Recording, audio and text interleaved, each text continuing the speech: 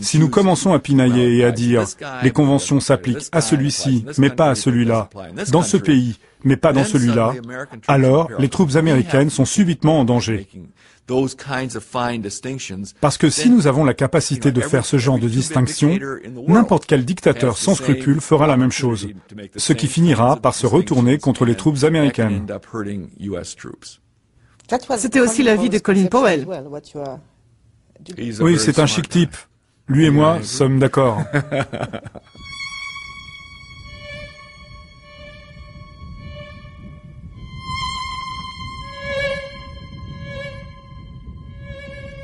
Alors que le mémorandum de John Yoo provoque un bras de fer avec le département d'État, Donald Rumsfeld prépare le terrain de l'opinion publique lors de sa première visite dans le camp de détention de Guantanamo.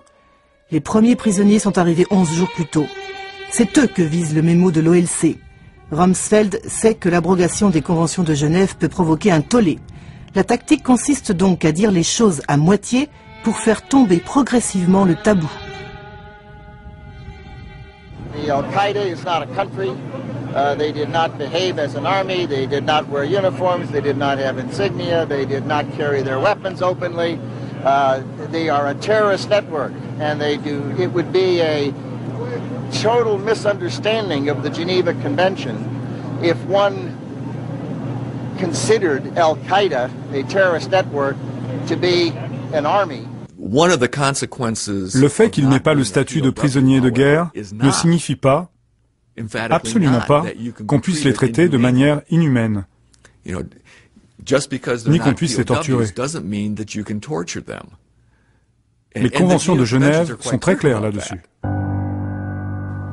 Justifier la torture, c'était bien le but de la manœuvre bureaucratique. Pour preuve, le mémorandum adressé le 25 janvier 2002 par Alberto González au président Bush. S'appuyant sur les arguments de John Yoo, il écrit « Ce nouveau paradigme rend obsolètes les limitations strictes imposées par les conventions de Genève sur l'interrogatoire des prisonniers. » Puis vient cette phrase qui a fait couler beaucoup d'encre. Le fait de décider que les conventions de Genève ne s'appliquent pas réduit considérablement la menace d'une poursuite judiciaire dans le cadre de la loi contre les crimes de guerre. Peut-être que nous aurions dû être plus vigilants et nous demander pourquoi il disait cela. Est-ce que ça veut dire que dès le début de la guerre contre le terrorisme, les dirigeants de la Maison-Blanche étaient préoccupés par d'éventuelles poursuites judiciaires? Apparemment, oui. C'est l'un des tout premiers mémorandums. D'après ce qu'ils écrivent, ils savent donc très tôt qu'ils vont certainement recourir à des techniques qui peuvent être considérées comme des crimes de guerre.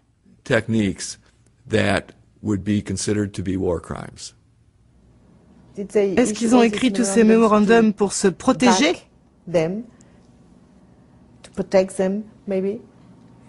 Je pense qu'ils les voyaient comme une forme d'assurance légale. Ils savaient qu'ils nageaient dans des eaux inconnues et voulaient avoir une sorte de protection. Finalement, c'est le président des États-Unis lui-même qui a pris la décision.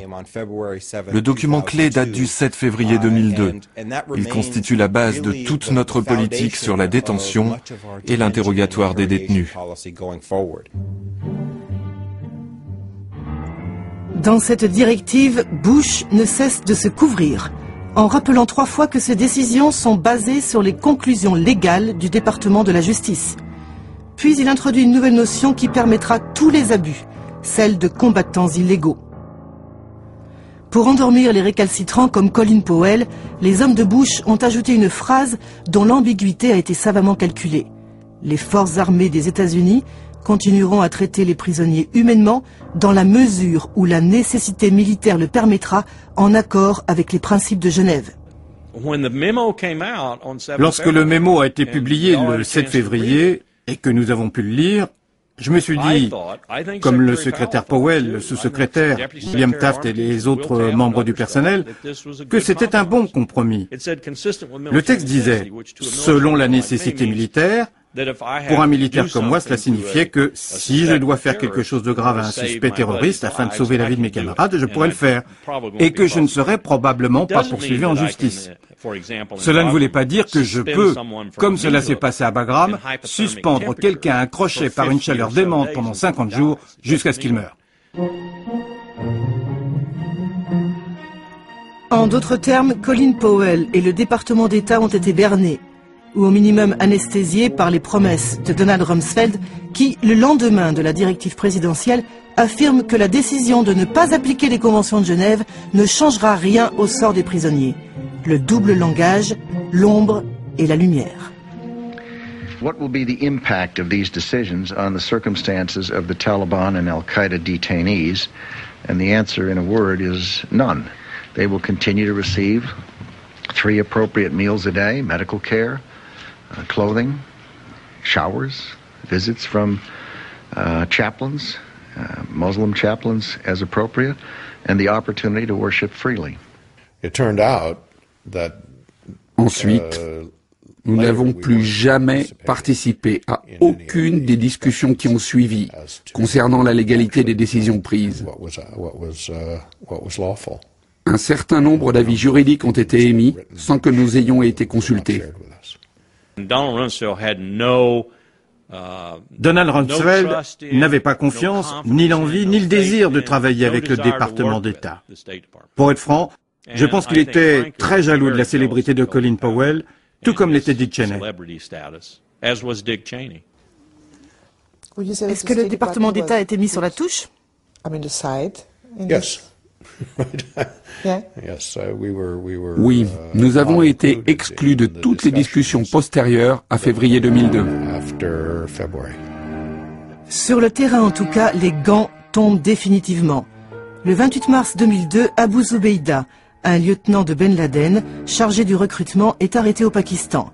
La CIA le transfère dans un black site, une prison secrète en Thaïlande, pour l'interroger. Zubaydah fait partie des Ghost Detainees, des prisonniers fantômes, détenus par la CIA dans le cadre d'un programme éminemment secret baptisé Extraordinary Rendition. Son existence a été dévoilée récemment. Next, a hearing on the policy known as Extraordinary Rendition. Well, thank you. L'une des initiatives qui a suscité beaucoup d'inquiétudes, et tout particulièrement en Europe, c'est la pratique de l'administration Bush dite des restitutions extraordinaires. Pour ceux d'entre vous qui ne sont pas familiers avec ce concept, il s'agit de la procédure par laquelle des fonctionnaires du gouvernement des États-Unis capturent des individus suspectés d'entretenir des liens avec Al-Qaïda ou d'autres organisations terroristes pour les transférer vers des pays tiers, tels que la Syrie ou l'Égypte, où, d'après des rapports, ils ont subi des actes de cruauté ou de torture. Certains médias ont appelé cette procédure le programme de torture par procuration. Dr Scheuer, est-ce que je prononce bien votre nom? Scheuer. Il a travaillé au sein de la CIA de 1982 à 2004 et il a passé 19 de ces années à diriger des actions clandestines. Dr Scheuer. Monsieur le Président, le programme des renditions de la CIA a vu le jour à la fin de l'été 1995. Je l'ai créé puis je l'ai dirigé contre des chefs d'Al-Qaïda et d'autres islamistes sunnites d'août 95 à juin 99. La CIA a averti le président que le département d'État américain avait identifié les pays où les combattants capturés étaient livrés comme des pays qui violent les droits de l'homme.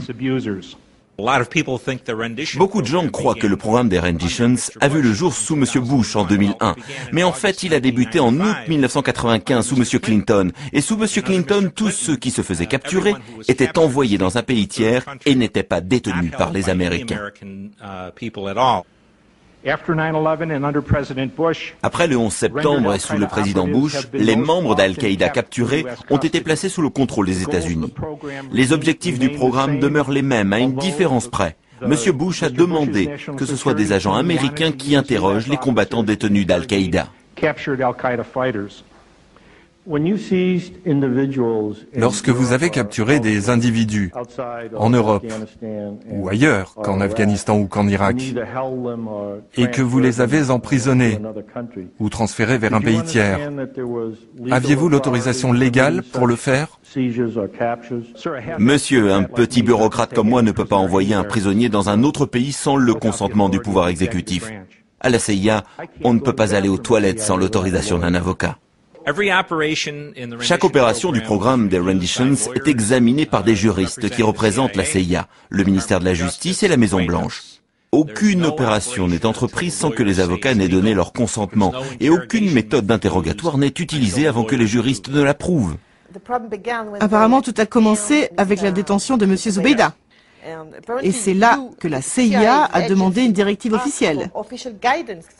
Tout à fait.